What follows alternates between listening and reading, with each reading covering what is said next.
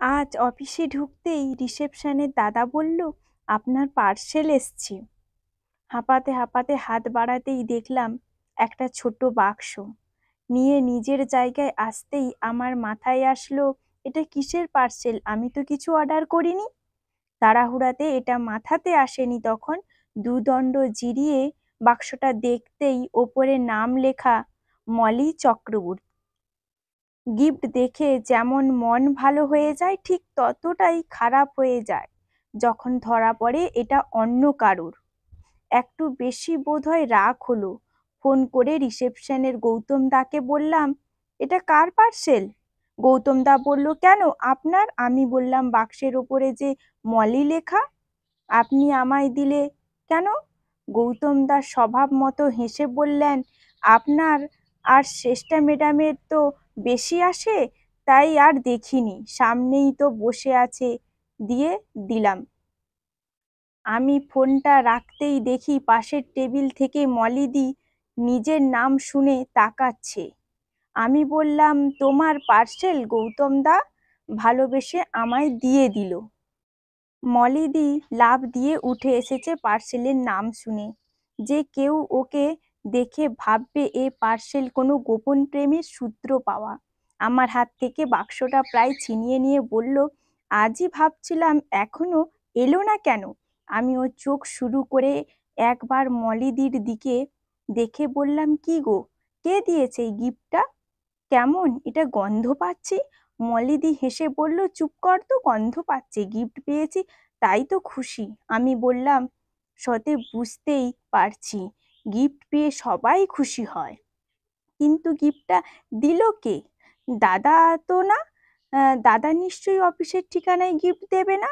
মলিদি বলল, গিফট? কে তোর দাদা? বিয়ের পর একবার নিজের হাত করে একটা কানের দুল এনেছিল, তারপর একবার পুজোর একটা শাড়ি।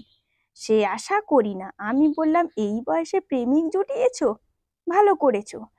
কে দিল তোমায়? কথাটা জিজ্ঞাসা করতেই দেখছি ততক্ষণে বাক্সটা খুলে ফেলেছে। খুলতেই দেখলাম একটা স্মার্ট ওয়াচ। আমি বললাম, ওয়াও। মলিদির চোখে মুখে খুশির উঁকি মারছে। সারাদিন অ্যাকাউন্ট সামলাতে সামলাতে খিটখিটে মলিদি খুব প্রাণবন্ত লাগছে গিফটে, এমন মজা।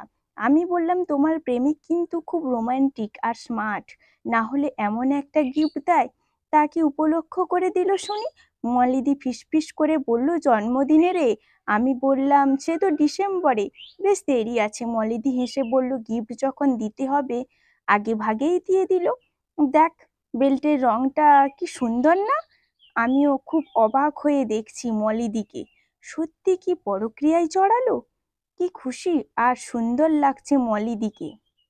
কে বলবে একটু পরে সবার উপর চিৎকার করতে থাকবে। আমি বললাম, খুব সুন্দর রংটা বেল্টের, তেমন রং মানিয়েছে তোমার ফর্সা হাতে। মলিদি হেসে বলল, খুব খুশি, কিন্তু আমি কিছুতেই হিসেব মেলাতে পারছি না। সত্যি ঘরে বাইরে কিছু একটা করছে মলিদি। বললেই নিজেকে ধমকালাম, করছে তো করছে, কি হয়েছে? এমনিতে মলিদিতে দাদা নাকি খুব উদাসীন, নিজের জগতে থাকে। নিজে খাওয়া, ঘুম, কাজের বাইরে বাড়িতে আর কোনো খবর ওনার অজানা। এমনকি মেয়েটার পড়াশোনা, যাবতীয় দায়িত্ব এই মলিদির ওপরই। দাদা খালি টাকা দিয়েই খালাস। নিজের মনে একটা ব্যাখ্যা দিলাম ঠিকই, কিন্তু ঠিক মনে থেকে পাচ্ছি না। বিয়ের একটা সময় পর স্বামী স্ত্রীর সম্পর্কে খানিক শিথিলতা আসে, তাই বলে পুরোটাই ভাবার আগে মলিদি বলল, আজ দিনটা ভালো কাটবে বুঝলি, যাই মন দিয়ে কাজগুলো সারি। মলিদি আমার টেবিল থেকে নিজের টেবিলে যেন উড়ে উড়ে যাচ্ছে। আমি বললাম, কোথায় থাকে তোমার সে গো? মলিদি পেছন ঘুরে বলল, আমার মনে। আমার রাগে বলল, সে তো জানি, আমার বাড়িতে। মলিদি বলল, কেন আমার বাড়িতেই থাকে? আমার সাথে, আমার প্রাণে, আমার মনে, আমার শরীরে। মলিদি বলল, হেসে বলল, তাই বলো, দাদা দিয়েছে? মলিদি মুখটা ভেঙে চুরে বলল, চুপ কর, দাদা দিয়েছে? দাদা জানে মার্কেটে স্মার্ট ওয়াচ এসছে। মলিদির কথায় আমি হাসলাম ঠিকই, কিন্তু কেমন একটা লাগছে, যদিও মন খুশি থাকলেও কিছু খারাপ না, মনটাই আসল। তাও কেমন একটা লাগছে। একটা পরিবার ভাঙনের শুরু দেখতে পেলাম মনে হচ্ছে। আমি কম্পিউটারের দিকে তাকিয়ে দেখলাম ফিরে এলো মলিদি। বলল, বাক্সটা ফেলে গেছি। তাকিয়ে দেখলাম আমার টেবিলে রাখা আছে সেই বাক্সটা।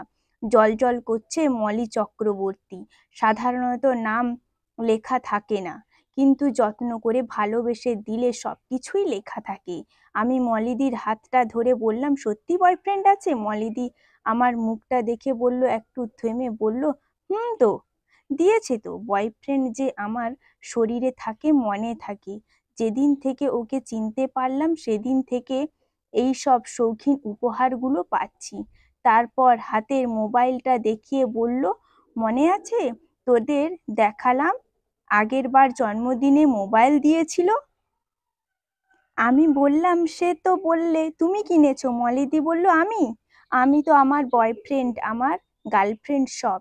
কি জানিস তো, নিজেই নিজের জন্য ভালো ভাবলে কেউ ভাববে না, কেউ ভালোবাসবে না, কেউ ফিরেও তাকাবে না, অথচ সারাদিন সবার জন্য ভেবে করে শেষমেশে কি পেলি? আর এই ভাবনাটা যেই মনে উঁকি দেবে, সেটা বাড়তে বাড়তে সংসার পুরো শেষ। নিজেও বিগড়াবি, সংসারও বিগড়াবে। আমার জন্মদিনে আমার বর কোনোদিনও জানতো কিনা আমার সন্দেহ। আগে খারাপ লাগতো, কাঁদতাম, এখন আর কাঁদি না। প্রতিবারের জন্মদিনে কিছু না কিছু করি, দামি গিফট দেই, নিজের মতো খুশি থাকি। আমার পাশের বাড়ির বৌদিকেও শিখিয়ে দিয়েছি। উনি কিন্তু চাকরি করেন না, কিন্তু সুন্দর করে সংসারটা সামলায়, গুছিয়ে রাখে ছেলেকে বরকে। মাথায় চুল উঠে গেছে, মোটা হয়ে গেছে। আমি বলে বলে যোগাতে ভর্তি করিয়েছি, আবার সুন্দর হয়ে গেছে। এবার উনি জন্মদিনে একটা হারমোনিয়াম কিনলো, ছোটবেলার স্বপ্ন ধরবে বলে। আমি বললাম, টাকা? মলিদি রেগে বলল, ও বেকার, ও তো হোম মেকার, সংসারের সব দায়িত্ব ওর।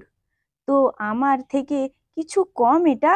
আমি হেসে ফেললাম, মনটা খুশি হয়ে গেল। মলিদি বলল, হাসছিস যে? আমি বললাম, খুব খুশি লাগছে মনটা। আমিও পরক্রিয়া করব, বয়ফ্রেন্ডকে বলবো একটা গোটা খাতা আমার জন্য লিখে দাও। আমার চাওয়া দেখে তাকালো মলিদি, হেসে বলল, জোরে? আমিও হেসে ফেললাম। ঠিক করলাম, আজ যার যার সাথে দেখা হবে সবাইকে এই গল্পটা বলবো, ছেলে মেয়ে সবাইকে। এতে জানি ভালো থাকবে সবাই, ভালোবাসায় থাকবে, থাকবেই, এটা আমার বিশ্বাস। কলমে অনিন্দিতা মুখার্জি সাহা, কণ্ঠে সুষমা।